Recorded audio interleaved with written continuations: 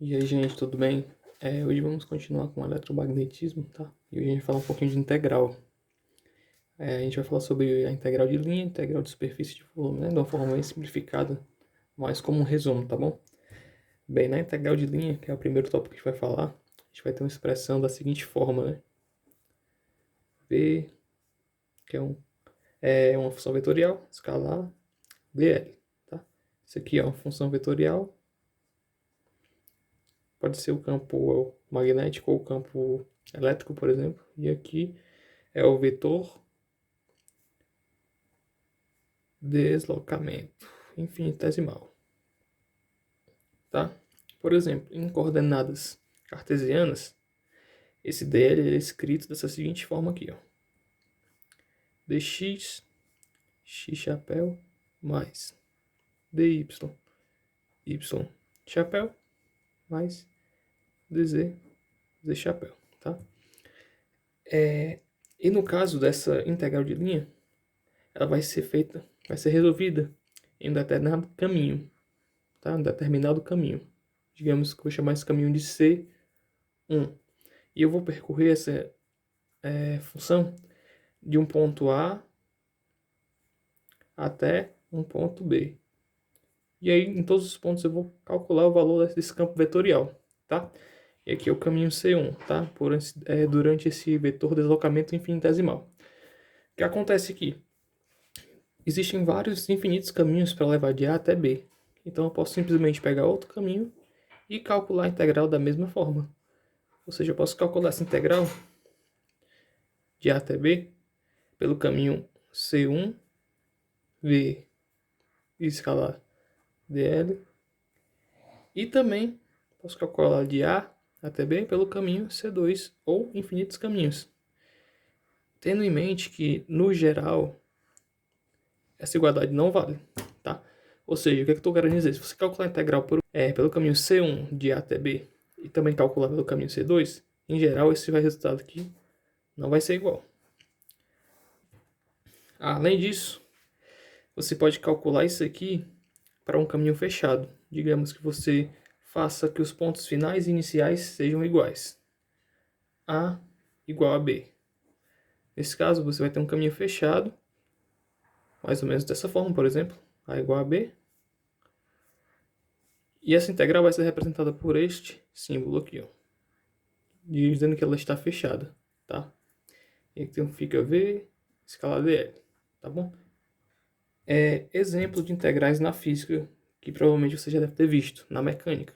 Quando você calcula o trabalho de uma força, você pega o produto escala da força com o deslocamento, tá? Esse é um exemplo que a gente vê. Como eu falei, essa integral vai depender do caminho que você pega. Contudo, em geral, né, isso vale, mas contudo, vai ter uma coisa chamada força conservativa ou campo conservativo, na qual essa integral não vai depender do caminho, tá? Essa é uma classe especial de função. Não depende do caminho. Beleza? Ou seja, eu posso fazer esta mesma conta, digamos, de um ponto A ao ponto B, por este caminho C1 e por este caminho C2. E eu vou ter que, se eu fizer a integral de A até B pelo caminho C1, eu vou ter que isso aqui é igual à integral de A até B pelo caminho C2. Ou seja, nesse caso, quando você tem uma força conservativa, essa integral de linha vai depender apenas dos pontos iniciais e finais. Tá certo? Agora aqui na integral de superfície, você vai ter uma expressão semelhante, só que você não vai mais calcular no caminho, vai ser numa superfície, como o nome está dizendo. V escalar dA, tá? Mas muitas vezes é muito melhor representar isso aqui dessa forma.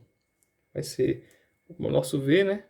Uma superfície, escalar o N chapéu, que eu vou falar o que é daqui a pouco, ds, elemento de superfície.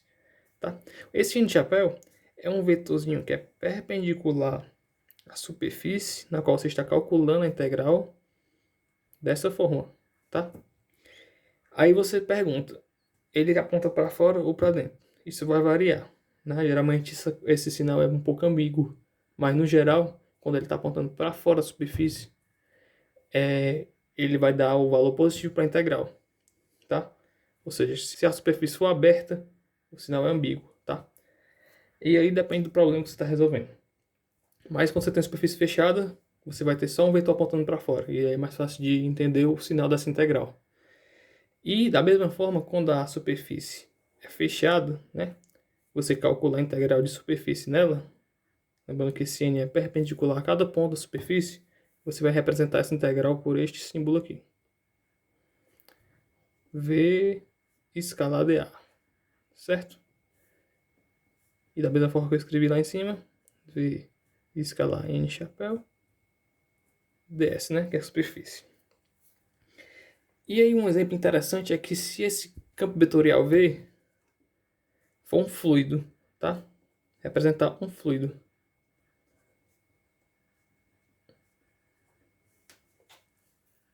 Né? Representando o fluxo do fluido. O que é que vai acontecer? Né? Fazendo aqui de uma forma bem simples, sem se preocupar com a notação, esse V vai representar a quantidade de massa por tempo por área. Tá? Se eu calcular essa integral aqui do fluxo, V escalar dA, isso aqui vai dar, fazendo de uma forma bem simples e sem se preocupar com a formalidade, seria D aqui massa sobre tempo sobre área, só se preocupando com as unidades, tá? E o dA, na qual esse dA vai representar a área. Quando eu calculo essa integral, isso aqui vai dar numericamente igual ao meu fluxo, que é a quantidade de massa por tempo que passa nessa superfície, tá? Isso aqui vai chamar de fluxo. Mais tarde a gente vai ver que isso aqui pode definir também fluxo de campos eletromagnéticos, tá certo? E também, assim como no caso da integral de linha, existem funções que a integral não depende do caminho, tá? Apenas da fronteira, né? Dos pontos da fronteira. Ou seja, em geral, o valor depende da superfície adotada. Mais à frente a gente vai comentar essas funções que dependem apenas da fronteira para que essa integral não dependa da superfície qualquer que você pegue, né? Assim como na integral de linha.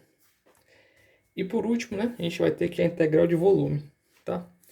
Como o nome sugere, a gente vai calcular, no caso aqui, por exemplo, uma função escalar chamada t num volume de tal, tá? Também, às vezes, alguns livros representam isso aqui por integral de t dv num volume tal, tá? Tem o mesmo significado. E a gente escreve, né, esse volume dv em coordenadas cartesianas pelo produto do dx, do dy e com o dz, tá? Exemplos na física que a gente conhece. Quando você vai pegar uma substância que você sabe a densidade dela, ponto a ponto, você pode calcular a massa fazendo a integral da densidade no volume, tá? Isso aqui é a massa da substância, tá? E no caso, quando eu tenho uma função vetorial, eu posso escrevê-la dessa forma, né? Se eu pegar essa função aqui, esse vetor, escrever ele em componentes cartesianos. Vy, y chapéu mais vz, vz chapéu. Daí, da mesma forma, eu posso calcular a integral em cima dele de volume. Tá? Aqui não é um vetor. E aqui tu vai ter cada componente vai ter que resolver individualmente. Basta substituir o vetor aqui. Então fica integral de x, x chapéu mais y, y chapéu mais vz, z chapéu. Tá? E aí, como esse x chapéu, y chapéu e z chapéu, eles são constantes, eles podem sair da integral. Então, vou ter que x chapéu, a integral da componente vx no volume, mais y, chapéu A integral de VY no volume, mais esse chapéu A integral de VZ no volume. Ou seja, você calcula a integral de volume para cada componente do seu vetor, tá? Então é isso. Faça um exercício. Quando eu terminar todo esse capítulo 1 aqui de revisão de cálculo vetorial, eu vou fazer alguns exercícios para cada uma das aulas. Valeu!